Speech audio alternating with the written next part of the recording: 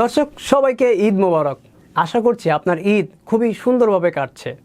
দর্শক, দীর্ঘ 1 মাস রমজানের সিয়াম সাধনার মাধ্যমে আমরা একটা রুটিনে ছিলাম, আমরা একটা ডিসিপ্লিনে ছিলাম। আর বর্তমানে হঠাৎ করেই আমরা সেই রুটিন থেকে বের হয়ে এসেছি। এখন জীবনটা বাকি 1 বছর যেভাবে চলে সেইভাবে চলতে থাকবে। আবার ঠিক 1 বছর ঘুরে আবার রমজান ফিরে আসবে। তো সেই রমজানের অপেক্ষায় অবশ্যই আমরা থাকব। এরই পাশাপাশি যেই অভ্যাসটা আমাদের দিয়ে গিয়েছে, যেমন ফজরের নামাজের টাইমে আমরা সবাই এখন ঘুম থেকে উঠি, আর সেই অভ্যাসটা আমরা ধরে রাখার চেষ্টা করব। সকালবেলা বের হয়ে আমরা একটু হাঁটাহাঁটি করব। এতে করে কি হবে, আপনার ব্রেন সুস্থ থাকবে, আপনার মন ভালো থাকবে, আপনি অনেক শক্তি পাবেন। আগে আগে ঘুম থেকে ওঠার কারণে আপনি যখন রাতে ঘুমাতে যাবেন তখন কিন্তু আপনি আগে আগে ঘুমাতে পারবেন।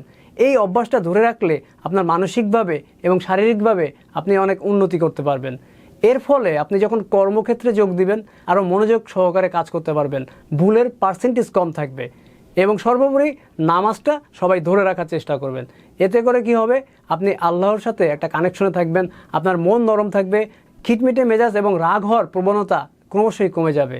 আপনি সুন্দর, সতেজ, প্রফুল্ল একটা লাইফ পাবেন। তাই আমরা সবাই চেষ্টা করব এই রমজানের পরবর্তী সময়ে আমরা যেন সুন্দরভাবে চলাফেরা করতে পারি। সবাই বিডি প্লাসের সাথেই থাকবেন। ধন্যবাদ। আবার দেখা হবে অন্য কোনো ভিডিওতে।